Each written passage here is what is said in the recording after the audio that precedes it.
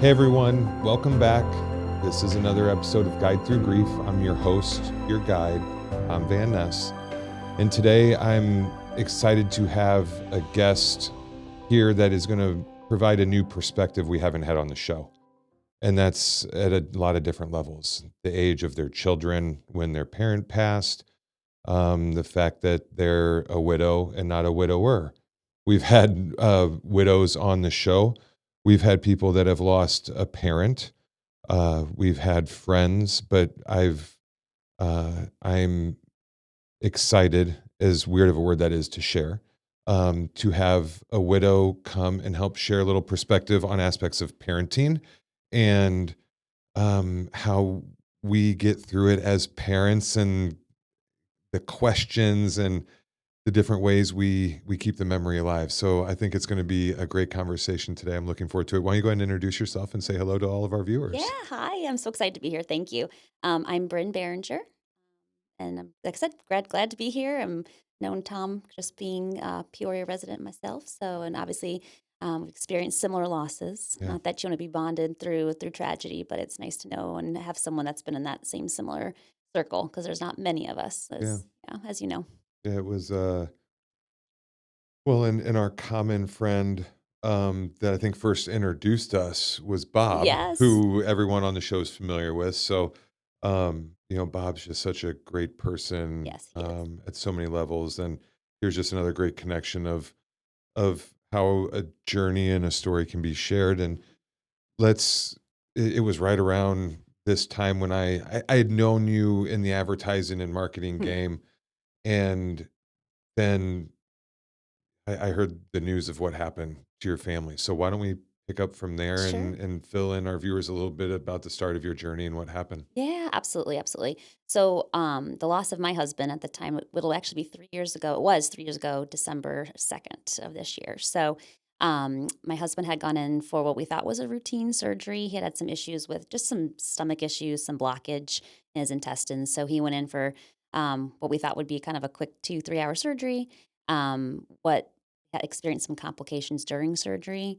And within a 3 day span of highs and lows, and where we thought, we're getting better, we're not getting better.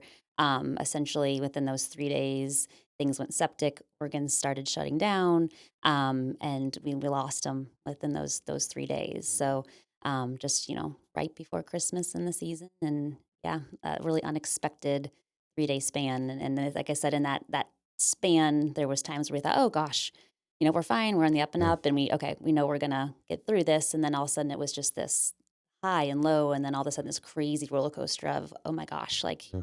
here we are, and it's over. It So was like a huge half step forward, but then yes, like 5 steps back. 100%. It's the wildest ride, and I kind Yeah. of, explained it to people. It's silly analogy, but it's almost like if you've ever done any construction on your house, you Yeah. have all these people, like, you have the plumbers, and you have the people the roofers, Yeah. and then, electricians, and then you have the general contractor. So someone would come in for the kidneys and be like, "Everything looks great." Like, your plumber would be like, "Oh, we're Mhm. making great progress," but the general contractor would be like, "Well, the house is not gonna we're not gonna make our timeline. We're not gonna make our deadline." Well, the same thing, someone would come in for the kidneys and be like, "Oh, this is great news. We're doing great." But then the doctor will come and say, "Well, that's great that the kidneys are fine, but we still have 4 other organs that are failing." So you just Yeah. hear these, like, kinda whiplashy things, and you think, "Oh, we're making progress," and then we're not, and then all of a sudden, here we are, so I I I've really in my life growing up and then especially with the boys the last few years, analogies are really important Mhm. and good for us. And I've never thought about explaining that time in the hospital the way you just did. Yeah. And I mean, that's such a good reference point if you've gone through that home Mhm. remodel project and all the different things happening and you think you're moving along and Yeah. you're held up by, I mean, just, yeah, thank you for sharing. You're welcome. Yeah, I think that's an interesting, um, well, thanks again for coming and thanks again for sharing the Sure. first part of your story. Before we go any further, Bob would be mad if we didn't jump in and do our round of "We're Not Strangers," and I forgot to do it right off the bat. I always get so anxious No, that's to get okay. going, and so what I have here is the level 2 connection level, and I've not been able to find like the definition of what the connection level is to explain it to people. But the connection level we're playing is who are you really? These questions are about asking the rarely asked questions and connecting on a deeper level. So that's what we're trying to do with all of our viewers, Yeah, is absolutely. connect on a level of grief that we aren't normally able to connect on and share those experiences with. So I will let you This pick is any probably the most card. nerve-wracking part. Like, I know the answers to everything else. Yeah, These no, answers you I know don't know. exactly. So you go right off the top. All right. Okay, are you ready? Yeah. How are you really? A great question. Really, how am I? Yeah. Okay, I think in one word, think I'm like exhausted because it is the Christmas season, and as a parent, especially as a single Hmm. parent, you are like you're doing all things. It is getting Christmas magic and trying to do all the things personally and do be everywhere end of year if you're in business and working. I think I'm just exhausted. If I'm Yeah. being honest, trying to put on the Christmas magic and keep the spirit and just try to get through the end of the year. Yeah. Yeah. Yeah. That is a way familiar Hmm. feeling now. And yeah, we just talked about that a little bit in grief traps, of just all the little things we do to plan and have it right. And Yeah, a lot of pressure. yeah, one day it'll come back, Hmm. but man, it's just right now, especially at the end of the year, you Yeah, kind of feel the whole calendar year just kind of like 100%. dragging on too. So, 100%. okay, well, I'll draw one here. Okay. You went off the top, so I'll go about halfway. What's your father's name and tell me one thing about him? My dad's name is John, and he has worked in private, public, and publicly traded media Oh, as a sales manager. thanks. Yeah, all the Yeah, I would have things. thought he would have been a Tom too. You strike me as Yeah. like a Tom Jr. No, So well, I mean, I am, I think, the fifth generation of Toms okay. on my mom's side of the family. Okay. So So see, yeah, so yeah, I could there's sense yeah, that. but there's Okay. no juniors or anything. It's just Thomas. Okay. So yeah, we worked family names in all of our kids. So Lyle's my middle name. It's my dad's middle name. That's cool. It's also Cameron's middle name. But Sterling's middle name is Thomas. So their middle names is my full name, Very cool. Thomas and Lyle. Oh, So yeah, it yeah. was my little fun. So there we go. That was one interesting thing. And there we go. Level two. You I love definitely got those. you got the deeper I question. It know. was That was. I kind of had to really reflect on that for a minute. well, we talked a little bit about it there.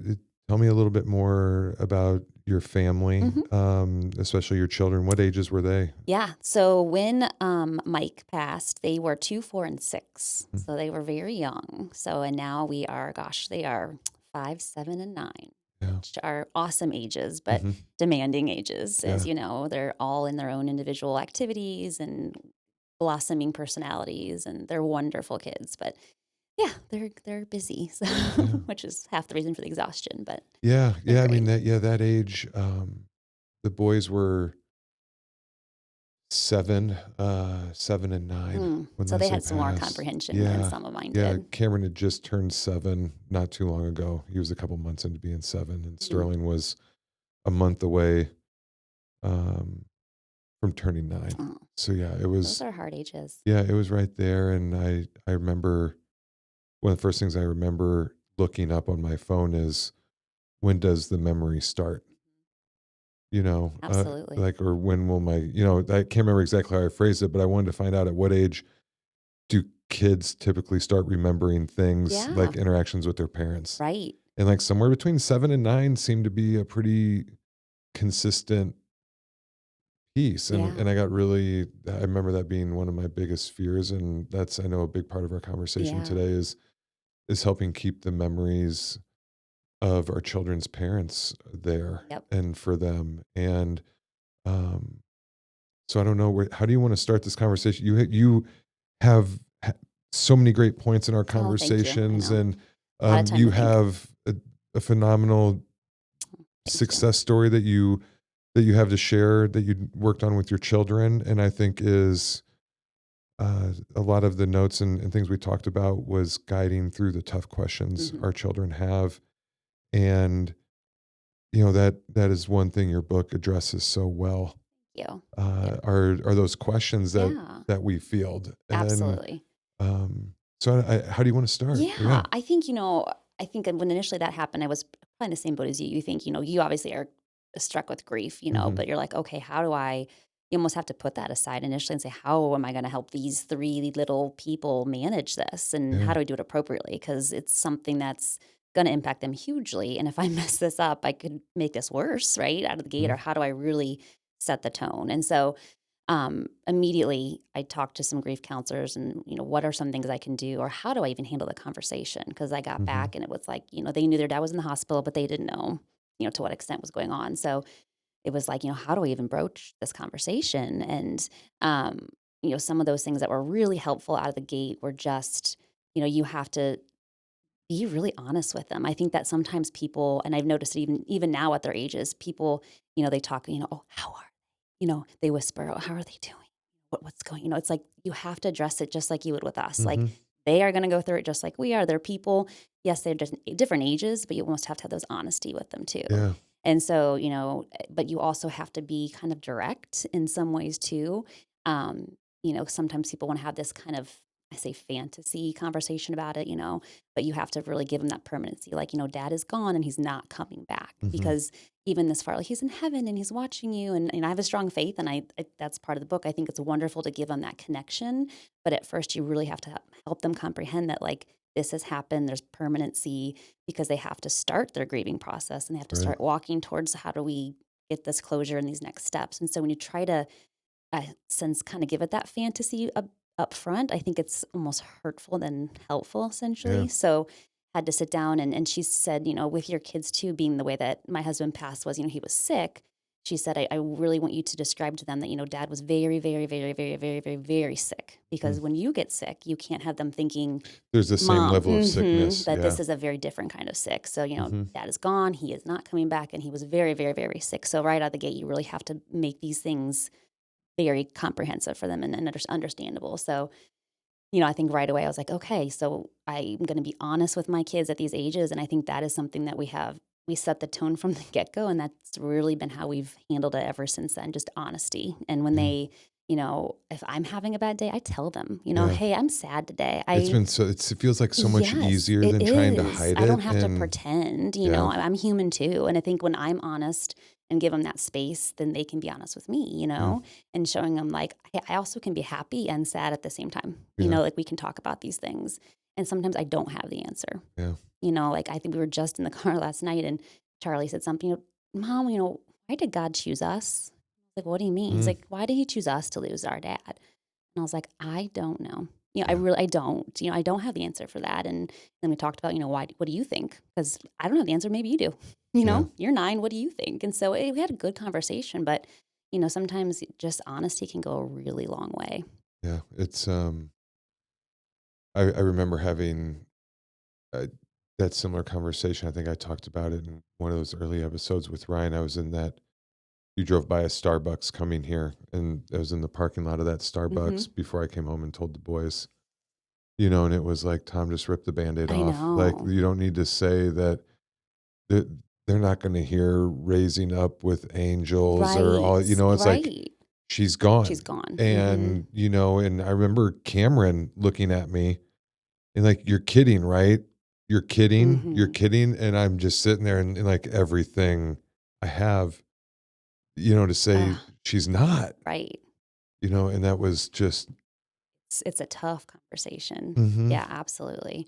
Yeah. It's you will never forget it. And it's funny, they yeah, when we talk about it now, they'll be like, I remember where we were sitting, I remember what you said. And even at those young ages, like it's still so impactful. But yeah, yeah, I think that's if someone's ever struggling with that conversation of, how do you start or what do you say? I just always say start with honesty, even yeah, as, an outsider and a family member, ask them how they're doing, how they're feeling, and tell them how you are, yeah, I'm struggling. Or the other day I thought of your dad and this makes me think of him. Or, I think hmm when you don't have to kinda dance around it or feel like you're yeah, gonna upset them. "Oh, I don't bring this up. Is that gonna upset them?" And maybe it will. yeah.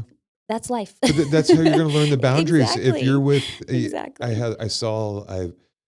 I've really started to enjoy Mel Robbins this year. Oh, yeah. Okay. She's great. And I like her podcast, and she recently had a guest on, a doctor that is very um, well background in grief. And he shared a couple things that were, I think, very poignant to our conversation, especially like to the other adults that come up and like, how are the kids doing? The whisper, "Are Yeah. they okay?" hey, let's go over here and get another drink and let's Right. talk about the kid. You know, like the the comment or the quote was like, you sit across and you need to let the children, ourselves grieve Hmm. and say what we need to say, act how we need to act, have that environment to feel safe showing those Right. emotions. But as the people hearing that, as the parents or the friends that might ask you, how are the kids doing? They got to be ready to be uncomfortable. Exactly. You're so right. And you got to be okay with hearing that. Hmm. And as much as you might want to fix it, Yep. and I think this was the big like eye opener that I even never put together. It's like there's nothing to fix. Right. They're not broken. Right. The Yep. children aren't broken. Mm-mm. We're not broken. Yep. We don't need fixed. Right. I think I wrote that in my notes. I said, you can't fix grief. Yeah. It There's no just finish fix it. line. There's It's no a state. Yeah, completion. There's no fixing it. exactly. It's just, it's there. It's going to be present.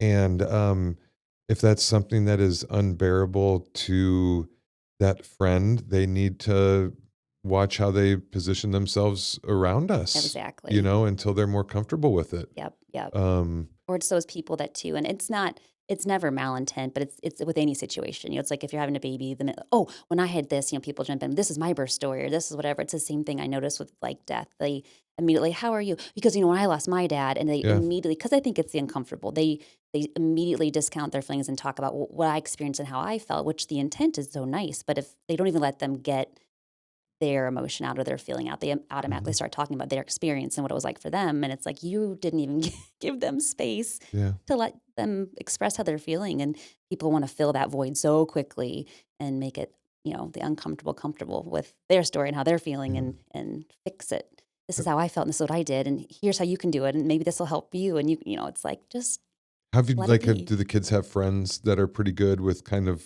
like, or have been Yeah. in positions where they've kind of been a little sad or upset or like wanted to share a story about their dad? It's so funny. My kids are almost like they're almost so blunt about it too. As Mhm. growing up as they just be like, and maybe it's part of their young ages, but Yeah. I every school year that would start, I would always make sure that I'd unmute the teacher night or backpack night. I pull them aside and just go, hey, just so you know, I just just so you, especially because sometimes it's so I blunt. I don't still want you do it to in hear. 6th grade. Yes, I do Okay, too. just so you know. I'm like, hey, their dad's passed away. And for Father's Day gifts, we always make one for Grandpa. Yeah. Here's what you can do in these situations. But if you have any questions, let me know. But because my little one, my daughter was my youngest, and she'd just be like, my dad died. She'd just tell people. She'd go up and be like, Mhm. my dad died. He's in heaven. And I think people would be like, I don't know what to say. And she just wants to tell people because in a way that's maybe how she's grieving. Is that's Yeah. her in a weird way her coping is I just want to talk about it. I don't know how. Mhm. No one's going to ask her, so she's just That's yeah, telling that's I people. mean, that's kind of adorable in the way of like Yes. her just like Yeah, my that's dad how died. yeah, Hmm. it's not yeah, that's yeah, okay. It's just how she was. So it's almost I had to warn him like this is probably going to come up. You're going to hear this, and one, it's true. How kids are, and two, they're fine. They'll talk about it, and it's okay to talk to them. If you have questions, ask them. Yeah. They will talk about it, and you don't have to just ask through me. Like feel free to comfortable to talk to them, and So what kind of you talked some about having safe environments, mhm, especially at home. yes, And I think home felt like the easy place hmm, to create that safe environment. yes. And I remember a couple scenarios like where I was caught outside of the home, like just like, Do you? what do I do? Yeah. And like I remember FaceTiming my priest Oh back in man. Quincy, like who did Leslie's funeral, who married us, who Oh. baptized the boys, like that like Cameron asked, like on the way to a haircut, like if God created us, who created God? Oh, And like I just blanked. I was like, oh man, how do I answer? Like this kid's like 7. right. How am I how like I voice text Father Patrick. I'm like, I'm gonna FaceTime you with a really important question from Cameron in about Please 5 help. Yeah. minutes. And he's like, all right. It's like- but like, so what are some of those environments or what were some of those situations or what are some things that some of our viewers and listeners might appreciate or take into consideration of having that environment for themselves, Hmm. maybe for their children, Yep. maybe it's to try to create that type of environment when they are with their other closest friends or families around them if they Hmm. feel like it's unsteady at times. Yeah, yeah. No, I think, again, I think the honesty thing is just something we always led with, and that it's okay, to be upset and have bad days, and I think one thing that I always told people that, and then even them, I think that the most powerful lesson that we can give our kids is that grief and love can coexist, which Hmm. I know sounds really silly, Yeah. but I think it's one of those things that, you can, I think showing my kids, I can be happy and hurt at the same time, Yeah. sad, happy, all these things, because I think that was the hardest thing for them when they started to kind of come out of that, especially the little ones that permanency didn't really resonate as much. There was this almost guilt factor of, well, I'm going to go kind of on with my thing. I'm going to go to my friends. I'm going to do these things. And then they kind of look back like, can I do this? Like, am I allowed to go play football and have fun? I Hmm. could just sense this, like, I'm feeling okay. Is that okay? Because you seem sad or people are asking me if I'm okay. Like, should I not be okay? Yeah. So I think, we just had a lot of dialogue and I think a lot of conversations, and I did put them in counseling right away. Hmm. And, let them know that, hey, that is your safe space. And Yeah. what you say in there, I have no idea what is said. So Hmm. if you want to say something that you feel like you can't say to me, that's what that space is for. Because Yeah. innately, I think, they don't want to hurt mom's feelings too, or maybe they don't want to say something that is going to upset me, even as Yeah. honest as we were. So giving them that space in counseling was really important out of the gate. And then, the village that I have a wonderful family, Yeah. between my parents. I know you have that wonderful support system too. And letting them know, like, hey, you can go to them too. Because, Hmm. there's just some things mom, you not want to talk to mom about, Yeah. and that's okay. And then I found with my kids that they have a journal in their rooms because my oldest loves to write. My youngest loves to draw. Hmm. And so she draws a lot of her emotions. And so I just always said, anytime you want to go to your room or at night, you stay up as much as you want. And they draw in those journals and write in those journals. And I said, I will never read these. And I still haven't, as much as sometimes I want to go, what is going on? What is in that journal? It's killing me. But giving in those journals, I mean, they have probably on the third or fourth journal at this point, Wow. just with Good pictures for and them. drawing. And I think that's a great, healthy Yeah. habit to normalize. And granted, we have had our struggles. There's definitely struggles, but I think those are some of the positive things that have come out with them in terms of coping, is learning how to talk, the counseling, the writing, and just leaning on others. So Yeah. those environments have been really important. So you talked a little bit about it, and I know I'm jumping through some of the notes, but we talked about like the roles our kids start to play through all of this, Yes. and how I can see that through therapy. Hmm. Like my oldest, for example, is like a protector Yep. of me, Hmm. of his brother. Hmm. Just doesn't want to share certain things with me because he knows how much I bear. Right. Yep. And it makes his little sweetheart break, Yeah. to What a like good have boy. to like put more weight on my Yeah. shoulders about something. So we actually just started a new therapist, nothing wrong with his old one. Yeah. Just the fact that he wanted a male therapist. He wanted to be able to talk to another guy Hmm. about like the guy stuff and Yeah. about emotions that another guy could relate to and help him understand. Another perspective, Yeah, really. that Yeah. wasn't like on His his dad. dad. Right. Yes. Yeah, exactly. I'm like, and I get that, Yes. So I'm really happy he could ask for that, and he's already getting so much out of that. Yeah. And, I think that's the positive result of having some of the roles they develop out of this. Yeah. Have you seen any negative Hmm. roles out of that? And what's that been like? Yeah, I see. The interesting part about that is, the bond that the three of them have is something that I hate to say has been the silver lining out of something like this, but I mean, you've probably seen it through your boys. I mean, there is a relationship and a loyalty and understanding between those that is just beyond Oh even yeah. siblings. I mean, there's something that's magical of going through this that they have. But I had to be really careful because, and I still even to today I have to, because the dynamics of mine. So my two oldest are boys. And when they were going through this, initially at first they had separate bedrooms, and thinking, okay, they asked, hey, can we? My youngest, can I sleep in Charlie's room? I said, sure. At that point, I want to give you some comfort, and so they started sleeping in the same bed right after Mike passed, and I thought really nothing of it. That brought them comfort. If that's something I could do, it was like great. Here's a solution. And then I had talked to his counselor, Will, who's the youngest of the two boys, and she had made a note, he's not sleeping and he's really tired, just so you know. And basically he's not sleeping well in Charlie's bed. Oh gosh, terrible. I didn't know that. And she's like, and just, he feels like he has to sleep in Charlie's bed. And I was like, oh. Mm, So he was always the one, can I please yeah. sleep in Charlie's bed? Can I please? And I mean, we'd have fights over it. Cause after a while, I was like, you boys, you probably need to go back to your own beds. After, a month or two, I was like, we need to go back to our routine. And he'd beg every night, no, please, please, please let me sleep in Charlie's bed. And then come to realize like he thought he needed to do it for Charlie. I mean, he was doing it Hmm. for Charlie, who my Right. oldest had, a lot of the anxiety after the fact, he needed a person, needed that warm body. He needed it. And my, middle child realized that. So he was, crawling into his bed every night. He was scratching his back till he fell asleep, things I had no idea. Mm. He was staying up till he So fell asleep sweet to though. comfort him, Yeah. super sweet. But here he was like, he was stepping in to be this caregiver role for Yeah. him as That's not his job. it's not his job. Yeah. And I had no idea. I thought, oh, this is so great. They want to sleep together and that's great. And, provide each other comfort. And you have to watch for those things. And had I not really talked to his therapist, I would have no idea that, I thought Will wanted to sleep with Charlie and he was doing it just to help comfort Yeah. Charlie and provide Charlie that, And we beat up ourselves so oh, much yeah. over these things. And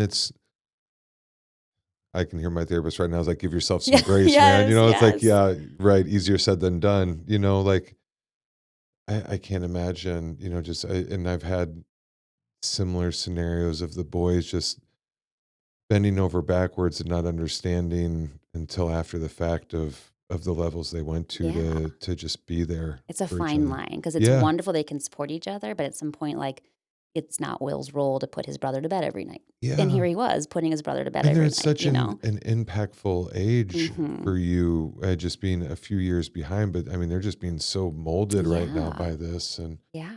well, good for you for taking all of these steps. Sterling and Cameron just started asking. I was sharing a little bit coming in Yeah. there. They share a room Yep. upstairs.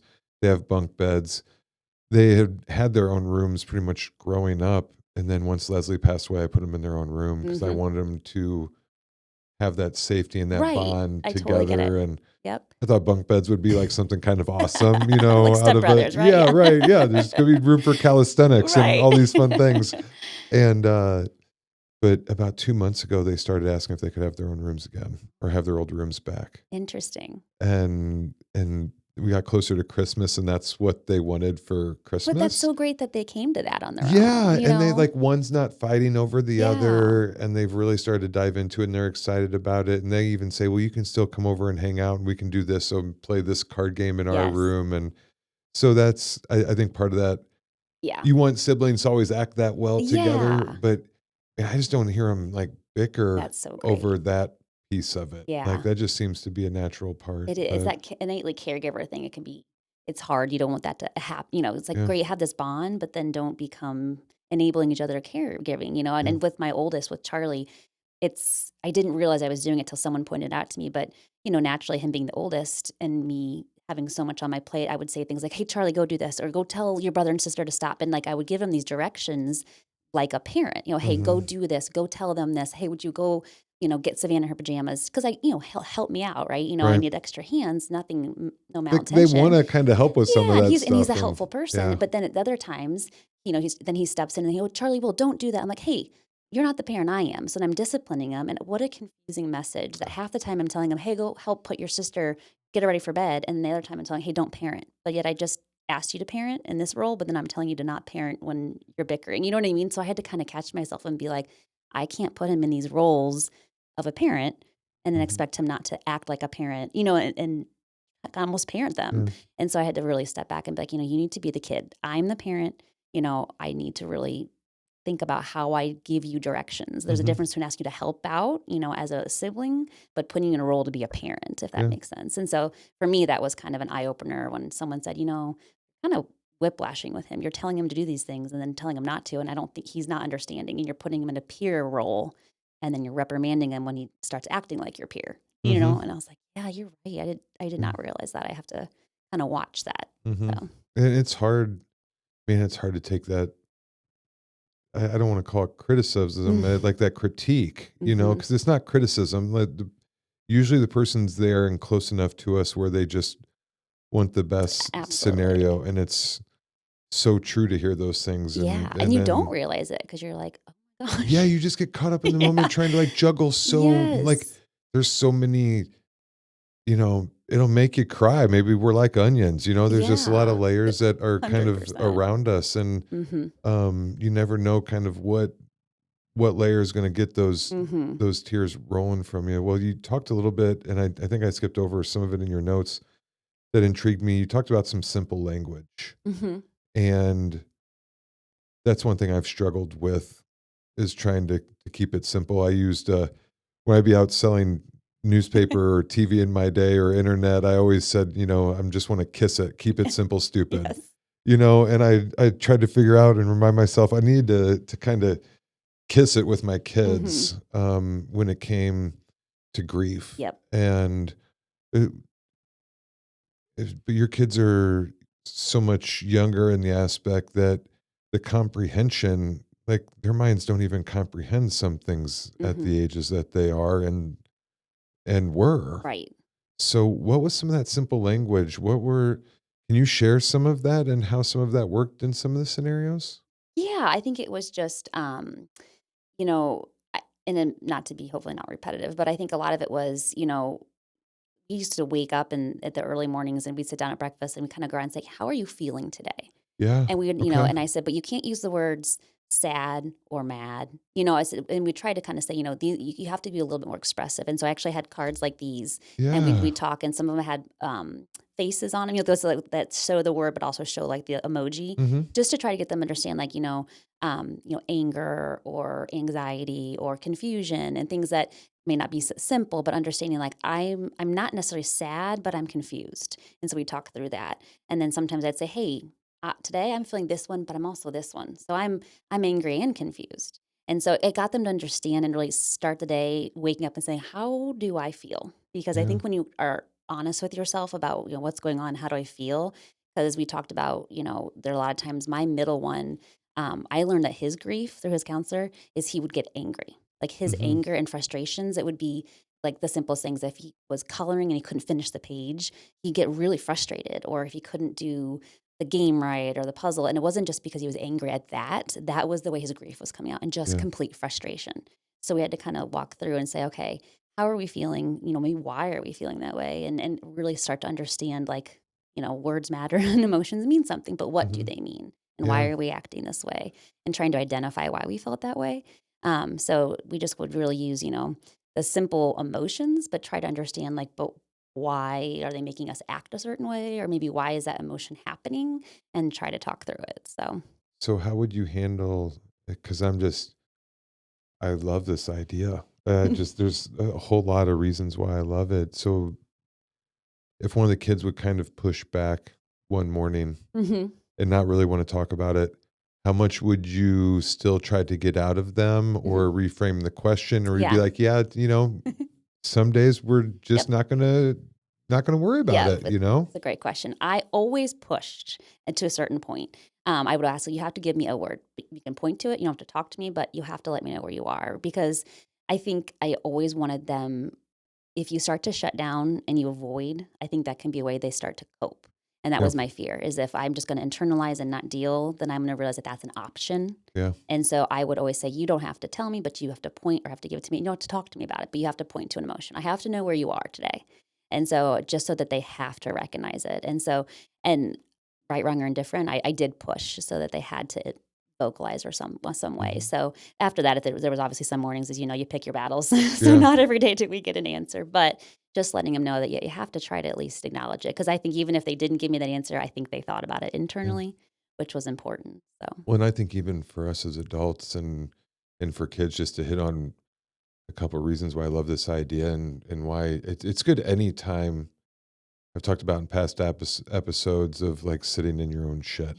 Like if you don't sit in your feelings hmm and understand how to describe them, how to talk about them, it's going to stay there and get messier and yes, get worse. And we have to learn how to do that. And having your children, in my opinion, I'm not a professional. I'm not, right, I same. have no I have education no level on license. this at all. Yeah. But the fact that they learn to do that in the morning before their day gets going, hmm and that they kind of know where their feelings are as their day starts and have a healthy approach to that day and know Yeah, what their feelings are and know where their traps might be, yeah, where they will start to learn those pieces, I think, I is hope. amazing, Yeah, or being thanks. able to know to readdress that at night before they go to bed so they Right. can sleep with peace, Yeah. or a bigger peace than they had as they lay down. Yeah. Um, just becoming familiar with putting a name, Why I feel the way I feel. Yeah. yeah, is, I think, so important for our children, but I think also for ourselves, Absolutely. I you mean, it helped know? me sometimes too. It'd Yeah. be like, my mom used to always say, and she still says it to me, she'll probably laugh, but, hurt and anger are a fine line. And they really Yeah. are, so we used to always laugh as we were kids because she's like, are you angry or are you hurt? Because you're going to get the same emotion probably from that. And so I always used to think, okay, yeah, what am I? Why am I acting this way? Or why is this happening? Because really, what's the emotion behind what I'm doing? You Yeah. really stop to think about it because a lot of those emotions can produce the same type of behavior. Mhm. But if you really stop to think about what it is, you'd be pretty surprised about why you feel the way you do. Yeah. Well, there we haven't gotten to I think the second part of the journey for the children that's been a struggle for them. It wasn't very long after their dad passed away that grief, they felt like God was just raining cats and dogs on Yeah, them. Let's seriously. share part of that story about what happened to them. Yeah, yeah. So obviously their dad passed in December, and then in March, their grandmother, which was Mike's mom, suddenly passed away in March of a heart aneurysm.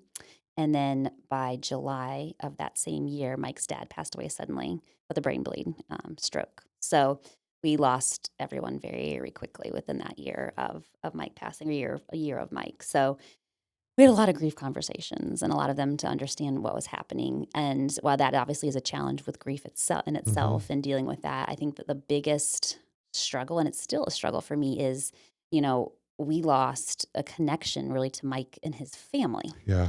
So, when Mike died, I had, when I had questions or, we'd FaceTime his dad every Sunday and Hmm. still had that connection. And I think, they felt a connection to their dad. You talk to his grandparents and Yeah. there is that connection that's still dad and there's that family. And when that was gone, it was like dad dying all over again for them and another connection. And it brings up the anxieties and the fear. But for me personally, it's a huge loss because I feel like I have to keep his memory alive in a daily basis already, but then I have this historical context I have no resource for, Yeah. and it's so difficult because my middle loves football, plays football, and Mike was a huge football player, and he was like, "Mom, I get to pick my number. What number was Dad?" And I was like, I, I don't know. And it's like, I can't text his mom. I can't text his dad. I don't have any photos even. I have nothing to go to. And so there's just parts that I feel so terrible from a historical perspective. Like, how do I give them that context of, oh, and their Christmas traditions were this? I maybe have, the 10 years of our marriage to reference, but I wasn't paying that close of attention, Yeah. knowing I'd have to really remember these things. And so I just don't have that historical context to give them, which I really struggle with. Yeah. That's been, I don't have, Leslie's parents are still really involved. Like, I have a stack of uh, boxes of pictures of family members and things of when she was a Wonderful. kid, but I don't have any context to them, Right. and I want to hear these stories before it's too late, Yeah. because I know the boys want to hear them, Yep. and I know they take pride in knowing that part of the family Yeah. and wanting to know they have like Leslie's old cheerleading jackets Yeah. and things like, I mean, we have Right. all of her high school stuff and all of these pictures and all of these things that I didn't know her until she was like in her like Right. 30s. Yeah. It's like you grew up in the same high school and have, Yeah. yeah, Oh, no, context. we Yeah. didn't. Yeah, we grew up 45 minutes from each other. Like, we didn't even go to the same school district. We weren't in the same county. We weren't Right. technically in the same part of the state, I don't Same. think. Yeah. So, um, I don't that's definitely a struggle on that. So what, did Mike have any siblings, He does. He has one So brother, but he lives all the way on the coast in Charleston. mhm. And we don't get to see him often. And there's, it's a harder thing. You got one person out of that whole entire family, and he's the younger brother too, and Yeah. it's just one of So those there's some things context and historical stuff that's he's not just going not to remember yeah. either. And so it's just, luckily I will say I'm so blessed because that whole side of the family, they're pretty, there's a lot of cousins and a lot Yeah. of extended family and they're open arms and they're still always, welcome, but they're all the way in New York, the distance is there. But, Yeah. he's got one cousin that probably comes twice a year and visits the kids. I mean, she's wonderful and she writes them letters and she Mhm. calls. And so there's that family that is there and they're wonderful, but that immediate family that can talk about Christmas morning traditions and what we used to do, for family vacations and the football number and all that, Yeah. that's just not there. And that's really difficult because I can only keep the memory alive of what I know was our world and our Yeah. life. But there's so much of their dad as a kid and a teenager that when they live that life and go through these things, I cannot give them reference to. So you mentioned situations where you had to reconstruct situations or memories of their dad. Yeah. Is that kind of why? Just because there's holes that are unfillable. Yeah. So what was an example of that? Oh gosh, I don't know. I mean, I really don't have anything, I have he was a avid surfer and I Okay. know that of him and just, he was in New York and on the coast and so, you know, um I tried to and he loved the ocean. And so there's just things where every year we try to go to the beach and I try to keep that alive for the kids and they know that dad loved the ocean. And so there's parts of him that I know that he loved and so I try to keep that part alive because that was who he was from a kid to now. So there's things like that I'm like, "Hey, I know this was a passion of your dad's Yeah. all of his life, and that's something I can speak to, and we Mhm. can learn about together." But, and the sports and stuff that he played, we can talk about that, but that's other than that, there's just so much that I don't know and just don't have a thumb point on. Yeah. So what are there I brought one thing down with me that I Yeah, did for the boys I wanted to share I and would see love to like what see other it. things you did. So this was Oh, a doll that yes, I the got Leslie one. Yeah, I got doll. one for each. That's You so send cute. in it's I think Budsies, but you send in a picture of your loved one and everything Yes. from a pet to a person and you can pick your size of doll and they'll try to match the fabric the best She they looks pretty can. good. Yeah, and Cameron sleeps That's has so her in good. bed every night and Sterling sits over in a chair and whenever we go to Quincy, Cameron brings her and buckles her in the Oh car. my gosh. And we have certain routines that help us keep the Yeah, memory alive. And Leslie's buried back in Quincy, so one routine we have that I think I get weird looks about um, that we go back to the cemetery yep, every time we're back in yeah, town because I feel guilty we're so separated sure. from where we placed her final resting Mhm. place, and That then would that be we're here. hard, yeah, And we know that that's not where she is. right. With our faith, we know where she is, but that's where I kind of reference as like our Forrest Gump moment, Yeah, like where yeah. we're under the tree and we can have Feel a a connection. conversation Mhm, and whether it's like you talk in your book of being able to look up and see the stars, mhm. or even in the day when the star's not there, you have that. That connection, that feeling, yeah, Yeah, and the so that's presence. yeah, that's just one of our routines. It's not Yeah, always the first thing, it's not the last thing, but yep, we kind of always talk about, like when we're back, when do we want to go down to the yeah, cemetery, and we go and get flowers and always replace the last ones that we placed there. But that's what are some of the routines you yeah. guys have No, and do that's besides lovely. like going out to the East Coast? Yeah, Yeah. I've seen you post some pictures Yeah, about we've that been out there. before. That's so funny. We actually did. I made the kids, we call them daddy bears, but they Okay. picked their favorite shirt of his. Yeah. And I made them into bears and they turned out really cute. Yeah. So they have a bear they sleep with. And then we took all of his t-shirts and made huge quilts out of them. So they all have Yeah. those blankets that they sleep with. And they love those kind of the t-shirt, next to Mhm. them. So huge t-shirt blankets. And those turned out really nice. But we do kind of the same thing. He luckily is buried here, which his parents were lovely at the time.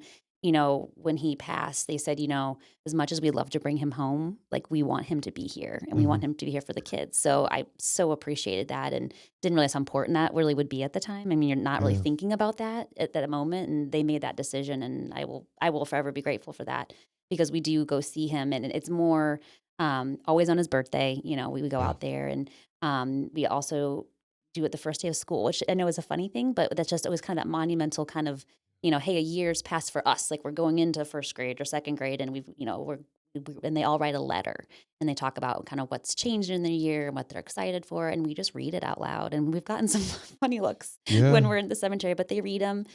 So the first day of school and his birthday, and we still celebrate his birthday at breakfast. We still get, our routine for anyone's birthday is a donut and a candle for breakfast, Mhm. and we do it for Dad's birthday too. And we Yeah. still do a candle. So, at some point, yes, they're gone, and you still have to let kids know that closure, like they're not here, but we still want to celebrate. It's that fine line of, there's still those human components here that you still want to celebrate too. So Yeah. those are some of those things that we still do year to date. Hmm. And have the kids ever brought up about wanting to do something or wanting to start something yet? They haven't yet. Okay. No. And I'll be interested to see kind of what that looks like. They I've always said, if you ever want to go to the cemetery on your own at any time, to Hmm. talk to Dad, you can always do that. And Charlie has asked a couple times to go, and Yeah. I've said, Good I'll for take you him. whenever, Yeah. and he's the only one that's done that. So that's probably the only thing just on his own, like to feel again that connection, Hmm. just that's kind of where Dad, quote unquote, is. Yeah. But yeah, that's really about it. So I think the next topic I want to get into, and I think in some way, it's how we help, or it's how I helped create the memory of their mom, Hmm. was some of the pictures, and some I've just recently done, some I've slowly done throughout the year. Um, we had an area downstairs in the dining room that was by the stairs that went upstairs toward the boys' room. So they kind of walked by this Sure. piece multiple times a day. Yeah. And it had a bigger picture of Leslie and I from our wedding. And it had sympathy cards that would occasionally come in so they could stop by and read them, and different scripture and just little things, knickknacks like that. And I had moved that upstairs to their study room. And Gotcha. I started to replace photos of Leslie and I Yeah. or of the family Yeah. to just Leslie Gotcha. or Leslie and the boys, Yep. because I wanted the boys to have a clear understanding of what they were grieving Hmm. and what they were missing Yep. and what they were emotional over, and that was their Their mother. mother. Yep. And I know in some of our notes and some of our conversations, we talk about the aspect of one day blended families coming back Hmm. in, and um, being part of that. So, what what things have you thought about? What questions have your kids talked Yeah. about? I mean, my kids, I remember 2 weeks after Leslie passed away, they asked me if I was ever going to replace their mom. Yeah. And my first answer was like, I can't replace what your mom did. Are you kidding me? Like, she was the good cop. She was Right. so sweet. She loved you. And they're like, no, like, are you ever gonna like marry someone else and they're gonna Mm. become our mom? Yeah. And I'm like, we talk about difficult questions Right. that we have to feel like I'm like, talk about a widow's fog. Like, Right. I can't take a breath without it hurting. Right. And they're And they're asking me, asking you to replace, yeah, yeah, yeah. mhm, So, I mean, what kind of feelings has yeah, that been for you, for the kids? absolutely. Where is that with I you? think that's so unique too, and it probably ages too, but I got the same question, I think, like, a couple weeks later that, "Are we gonna have a new dad?" And I think it is in their mind, it's not so much, we look at that as, "Are we gonna have a new relationship, a new Yeah. love interest?" And they are like, "Am I gonna have that figure again? Am I gonna have that mom or that dad in my life again?" And that's their question, like, will I have that again? Yeah. And so, we're like, "Oh my gosh, I can't even think about that." They're just like, "Is that ever gonna be a thing?" And so, I talked, it's some, that may happen, that may not, and I just answered honestly. Um, and, fast forward to where we are now, I'm in a relationship now, Mhm. and have been for some time. And my kids' ages, I think, have afforded me some grace there because they were younger, and how we entered that into their lives. It was easier just because they were younger and it was slow, and there weren't a lot of questions, honestly, with them when they were Mhm. kids, because it just kind of slowly became a norm for them. And, I didn't just enter that person in their lives on a daily basis. It was a slow kind of integration, and I think it Yeah. just kind of became a norm for them. Um, the I almost it's the challenge, I think, personally for me, that I think I look at that person, and I don't know, if you've encountered this or will encounter this when you have a relationship, but I think I struggle with how difficult for that person, coming into our lives. Not only the fact that, we have all these the kids and the emotional and the experience that we've had, but just coming in, if I compare it to, if you've gone through a divorce versus someone that's lost a husband or a wife, you know, how do you live up to that person that's no longer here, that's memorialized and, literally and figuratively as an angel, you know Yeah. what I mean? And you come into this world where the family is all like, this person's on a pedestal and not in an, malicious kind of way, but this person is everywhere. They're on the walls, they're, family pictures. And, if you're coming into someone's life that maybe has been separated, there aren't the pictures of the family photos Yeah. on the walls. There isn't everyone talking about them at every holiday. There's just this different dynamic that you walk into, right? Like there is this person's no longer in our lives. We've been separated. But when you walk into someone's life that this person's just passed, they're still part of this family unit. So Yeah. how challenging is it to introduce someone in a relationship like, hey, come into my world, but this person still is our world because I still have to make them a part of my kids' everyday life. My family's still mourning them. That my family still sees them as part of us. And I think that that's probably the challenging part is how do you give that new person like, hey, we have a relationship and we're building a new us, but like I still have to respect this other relationship that didn't really die. It only Yeah. died because they physically died. Does that make Right. sense? And I There think wasn't like a choice of it it didn't, ending. it wasn't a separation. It And not wasn't like a there's, I mean, divorce. there's still grief and divorce, and that's not what we're Yes. saying. There's just, it's a different Different journey, journey of it. and Yes. it wasn't by choice.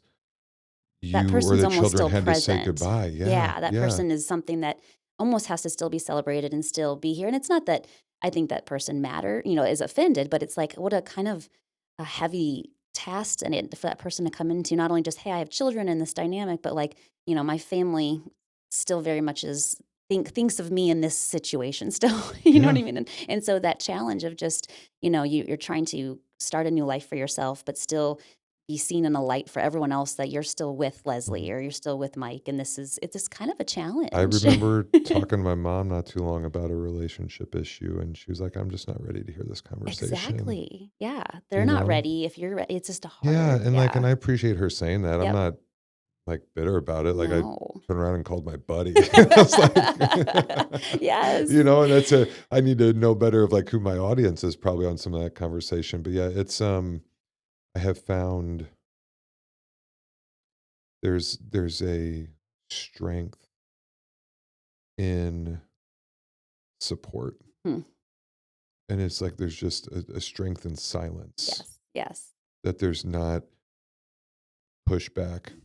There's just like grace, and you Yes. don't even know Right. what it is. And it's I've seen it in glimpses, Yeah. and have been in a couple relationships, and I'm really happy that I got to experience them. Yeah, absolutely, You know, absolutely. And you can't force your family, if they're not ready. They grieve. Everyone grieves at their own pace, like we're yeah, talking about. And you can't force a relationship on them either. yeah, You forget that, like, oh, they that our relationship was something that they're losing too. yeah. And it's just a hard dynamic. Well, So, actually, let me see your cup of water because we'll oh use yeah, this as an example, forgot I had. and I'll do it short to better describe it. But I Yeah. think the best analogy I've seen, and it was actually used with a glass, is this glass best describes the experiences and the love we had for our partner, Hmm. or that our kids had a chance of having when we bring in that significant other, Yeah. that new partner, the ones that question, how am I going to fit into this, Yes. is not the approach. Right. Because I think if there can be patience and understanding and listening Hmm. to the children, to the spouse, to the widowed, it's not that only have this much space because this glass is always going to be It's here. always gonna be full of that. Yep. Always. Hmm. We're not going to mess with it. We're going to recognize it. It's not like a divorce where you dump it out and start Start filling it over. over. Yep. We have a new cup. And it shouldn't be big. I'd have the same cup. So let's just imagine this is a pint glass. This is so much better. Yes. Yeah. So no, it's still a pint glass, but I just don't have another Yes. pint glass with me. But we have a different glass Yep. to fill, and with new experiences Yes. and new I love things. that. And it's not that we have to use the same memories and the same routines and have the same lifestyle that we had. And Really nice. I think coming in with other children as maybe no children and these Right. are your first child, like Right, there's right. so many different Yep. scenarios, that it's got to be harder when there's other children Mhm. involved. I know in my first relationship, I didn't let my boys know for the longest Right. of time, Right. that I was dating because they weren't ready. Right. And you don't Like wanna introduce that if it's not they were permanent. just Yeah. saying, they weren't ready because I like do Mhm. soft questions to find out, Yep. Yeah. and they were like, yeah, and so Yeah. I'd be like, okay, now's not just the time, Which is and it fine. was fine. I could manage it, Yeah. and we found our opportunities to get times to hang out, and the next one they knew of, and there was time, and it was good, Mhm. and there was no issues, but it was what it was, Right. and so I'm happy with those experiences. I think it's important. The approach, I think I was too soon in some of them, but I think being able to look back now, it's okay to realize Absolutely. that, and everyone's going to do it at their Own own time. pace, Yep. and whether they think they're ready or realize they weren't ready. Yep. I think the more we have a chance to talk about Yep. our emotions and what Yes. we feel, especially like at the start of the day, the end of the day, Yes. And when it we goes give us, back to that honesty thing with the kids yeah, because, it not every relationship's going to turn into the next marriage, right? You yeah, just don't know that.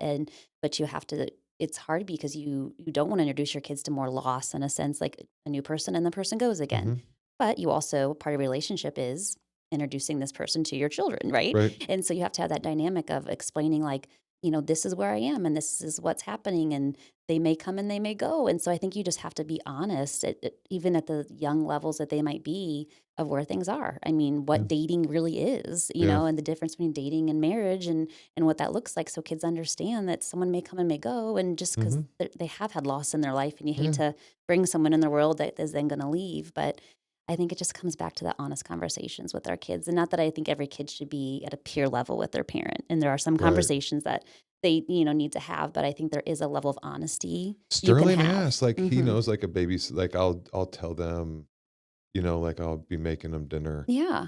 And I'll tell him, "Hey, the sitter's coming over tonight." Mhm. And Sterling, sometimes in front of his brother, sometimes not, will go, "Are you going on a date?" I'm like, "No, I'm going to yoga or I'm going to, Yeah. a fantasy football group and, Mhm. tonight going to a Bears Packers, guys Go group Bears. deal." Right. Go, oh Yeah. yeah, yeah, absolutely. And they ask those questions, but that's part of going back to the atmosphere Mhm. A and safe being space. a safe space, a Mhm. welcoming space. And I don't think I've shared this before, but I have these chairs in my room, that are in my office that we'll go to and sit in. Oh, cool. We don't really use those chairs. They don't really come in my office for anything Yeah. unless we have a question they really feel uncomfortable That's asking, good. and they're worried about reprimand, Mhm. emotions, whatever. So like we've had like I got in trouble at school today. Mhm. Here's what I'm going to tell you about it so you don't get mad at me. Or here's a feeling that I have about my grief Yeah. and I'm really confused about it. That's awesome. So I taught that a long time ago and it's just it kind of stuck. So I was happy with that. It's So amazing. How amazing that our kids, I mean, they've obviously gone through something so hard, but to have such coping mechanisms yeah. instilled at a young age, I mean, that's my one hope in all of this is like they have learned to really understand their feelings or Mhm. understand tough situations, and because I think that a lot of kids, that's where I think a lot of drug abuse and alcoholism. I think a lot of that where that falls down is kids don't know how to cope, so they Mhm. lean into these things to help with that emotion and that anxiety. And if our kids have learned some of these emotional coping mechanisms, I'm hoping that hey, they can talk to us and can learn to work through that. Like maybe there's a little silver lining in all this Yeah. craziness for them. You know what I mean? No, absolutely. Well, let's start to move on the wrap up and talk about the thing I'm really excited to share about, and Yeah. especially in this episode too, because I haven't talked to you yet, but maybe we can get some digital copies of the pages that we can show Oh, during sure. this part when we're talking.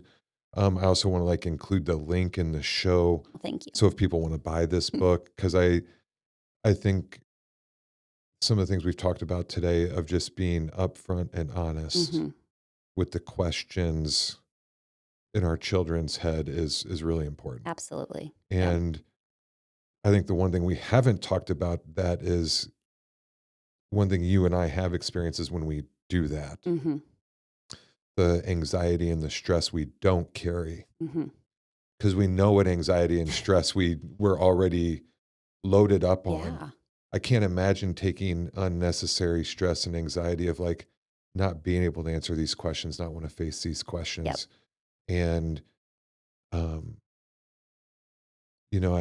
going back to the dating thing, but it's kind of like this, like when you don't address these questions or you don't tell them that you're ready to be in a relationship or that you're dating someone, it almost feels like an affair. Right. Right. Like you're going behind people's back, and whether it's your your spouse's family or your own family or your own children, like when you're not, if you can't be honest with them, are Mm-hmm. you being honest with yourself and those types of things? But Yes. Yes. um, I think some of these will move your water Oh, out of yeah. the way Sorry. so we can show it and tell us a little bit about the book. Everything from Yeah. what made you guys do the book, or tell us Yeah. about the book, and then we'll get into Yeah, no, questions and that's hearing great. some more. So it's a book that I had a lot of journaling myself. So, and some of the questions I would think, the kids would ask me and maybe I didn't have the answer or things I thought they might ask, I just would write in this journal next to my bed and Hmm. either ask the grief counselor or think, I should look up a way to address this question. And so the book has a lot of these questions in there. It's about a girl who's lost her dad and then she asks her mom all these very poignant questions. And so the mom addresses them in ways I think are appropriate that we talked about direct, but that give, some hope. And I kind of wrote it with, I wrote it, but I read it to the kids and kind of said, hey, what do you think about these? Are there questions in here that, you also thought or that I left out or that we should add? And so we kind of walked through it together. And I said, we obviously went through something really hard, but you're going to have other hard things in your life too. And what you can do with things like that is you can find ways to help other people or turn a really negative thing into something positive. And that's what we're going to do. We're going to help other people kind of go through what we went through and find ways to grieve and answer their questions. And so I'd had a lot of other people, since Mike had passed close to me, lose other people or lose, spouses that had asked, what do I do? And, what should I have done? And so I thought, gosh, maybe I should just put this in a book. And so with those two factors of trying to show the kids how to turn something negative into a positive and help other people, that's kind of where this was born from. So the other thing too is, I have a very strong faith, but I think, Hmm. not everyone has that. But I wanted to give people something of how do you keep that connection and memory alive? If someone's gone, how do you explain to a kid that they're still there? Yeah. If you don't have that faith or religion, but how do you still explain that when someone's gone, you can still find them and have that connection and speak to them and then understand that the best way to keep someone's memory alive is by doing the things that bring them their memory here on earth. So Yeah. doing the things they loved, doing the things that, they did while they were here. And so Hmm. trying to give people that, how do you keep dad's memory alive? Well, let's cook his pancakes. Let's go to the Yeah. beach, do those things. And you can do that with anything. So it's just trying to give people that context and help them navigate that grief or Yeah. loss Well, and journey. I didn't even think about it at the level of kind of being it had not a religious feel to. I mean, it felt very safe. Yeah. You know, relating to the stars Yeah. and not necessarily the Heavens. heavens. Yeah. Is still there for the people that have faith, but Hmm. I think there's different faiths out there and people that are Absolutely. questioning their faith in moments like Yep. this. This book can help people at least have a way to process their grief Yeah. And that and talk about connection. the Yeah. questions And even and if the they're kids, connections if with they're it. struggling with that religious factor, at least helping their kid understand, like, they're still there, and Hmm. they're still part of us. And that star factor, you can't see them during the day, but stars are still there. And Yeah. if you can't, see that person, they're still there. And they'll shine brighter the more you talk about them and the more that you make them a memory, the brighter that star shines. And so there's just a lot of analogies with stars and someone that's passed that can help make it more relatable for a child. But then it answers those questions, well, what if you die, or what if I forget dad, or those questions that the kids asked, I put them in the book so that hopefully as people navigate that, they'll be able to answer those It gets the questions. ball rolling Yeah, for conversations, and kind of exactly. a lot like these episodes Yeah, is absolutely. we're not answering all questions and discussing all things, Right. but man, well, we are in the idea business, Hmm. and not every idea we have shared has, you know, fruited Right. greatness, but they have created other ideas. Yes. And just like some of these questions and some of these things, they create the next conversation to Yes. happen for our children, for our friends. Um, So have the kids been excited Oh my to do gosh. that book? I mean, They are they love just like it. bright? I mean, just Yes, they love beaming on it? it. Do they want to do another book? They're Are like, "Are they? you gonna write another one?" I'm Yeah. like, "I think I'm good for now." But, it's actually cute. My youngest the other day, she came home and she's like she wrote a book at school she made out of paper, and she Yeah. said, "Mom, I'm an author and an illustrator." And she wrote about this book about a dog that goes to middle school, and she says, "Do you think I'm gonna be on the news?" But it's just, they watch everything you do, and Yeah. so, again, just to show, like, hey, you can take something and do something with it. You can Yeah. help other people and do something. So hopefully, if anything else, like how we started this whole thing, you got to talk to your kids. You have to have conversation and be honest. If it's a difficult conversation to start, and so if this helps someone have those conversations or start talking to Yeah. kids, it helps navigate that a little bit. That's the hope. And it's funny, as I'm sure you've experienced with your podcast, the people that reach out and just say, "Oh my gosh, thank you," or "This was great for Mm. so and so." It's having the book, the people that come out and just say, "Oh my gosh, my niece just lost her dad, and this was so helpful." And that's why you do it. You do it just so that it can, if you're going to go through what you went through, if you can Yeah. help people, it Hmm. just, yeah, it makes some meaning out of what you went through, I guess, right? Yeah. No, So, absolutely. So if because we had Tracy on a couple episodes ago who has done a couple books, and you've done a book.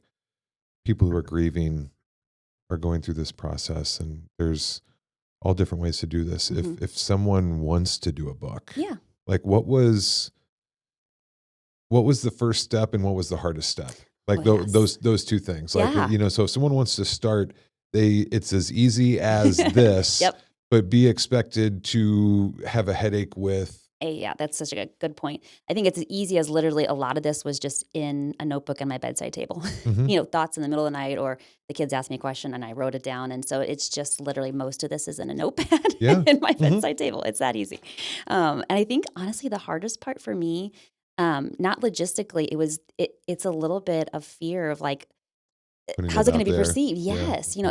Is it gonna make sense to people? Is it gonna be received poorly? It's just that fear of like, I just hope it doesn't offend or it makes sense or it resonates. And so I think Mhm. that was the hardest part. And I'm glad I didn't think too much about it, because at the end of the day, I did it for the kids and I did it to Yeah. hopefully help people. This is not a moneymaker by any Right. means. This is not anything. It's just to hopefully help someone. And I think knowing that was like, okay, what are you worried about? If it helps one person, that's why you've done this. And so that was a short-lived thing, but I think that Yeah. was the hardest part, was the apprehension of just, "Oh, how is Yeah, this we're gonna not doing this be?" for like Yeah. influencer money, no, No, I or mean, anything. Yeah, yeah, it's this not. might get us some Culvers one day, Yeah. but, that's about it. But, no, I think that was it. As you probably same thing. Yeah. You hope that someone listens to an episode Mhm. and it does something or it motivates or whatever it can do. So, Yeah. that's the goal. I have a guest coming up later this season. We have a time to schedule. She lost her husband during COVID, Oh, and she recognized me out in public, oh, like at a store, like someone not you too long never had ago. known. No, See, no, and that makes it all worth it. and came up and said something, and like, oh my gosh, So, Mhm. I think it's amazing that people have the strength to talk about Yes. these events and these journeys, and whether it's in a book, whether it's a podcast, whether it's in your own journal that you keep one day. Mhm. I have, um, I don't know.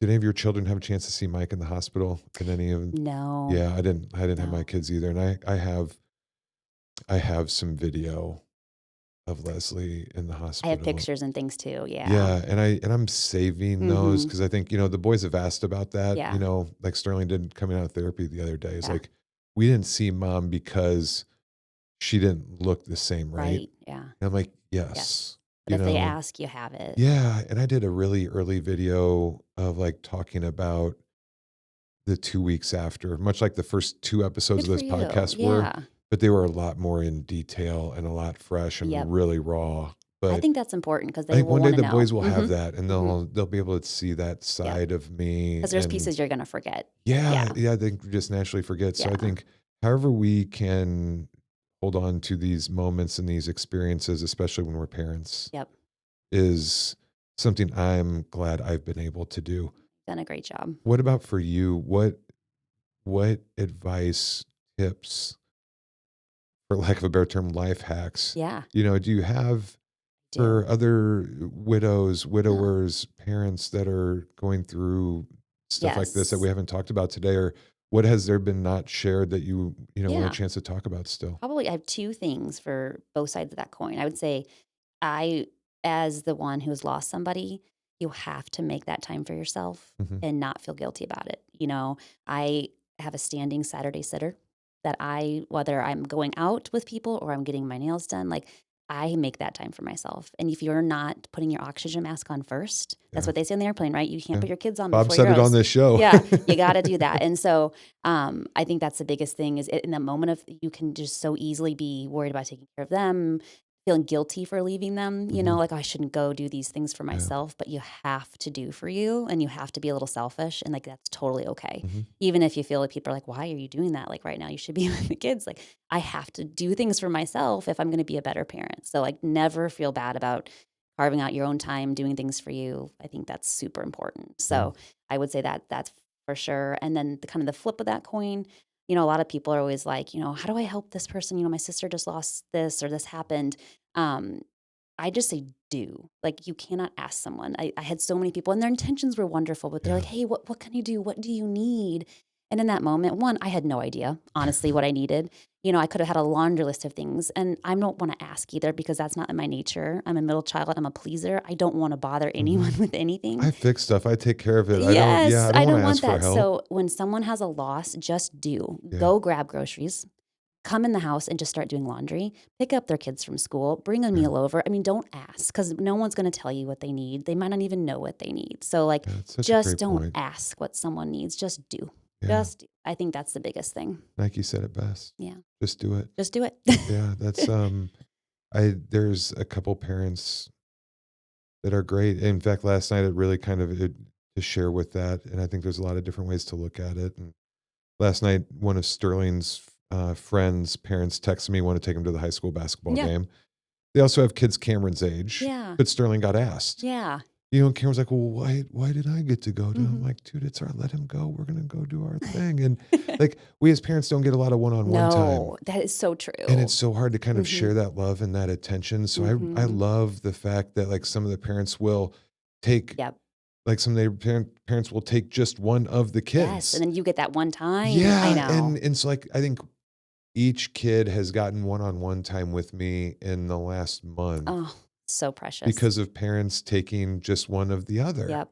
And you don't they're like And you're like, "I'm so appreciative." yeah, and they Yeah. actually I think we're both to high school basketball games. So I guess parents out there, if it's high school Yeah, that basketball works. season, take the kid to the game, let Yep. the parent have that time off. And and I think the self-care feels selfish It does. because we know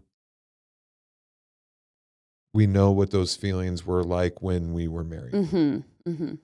Because you have a partner Right.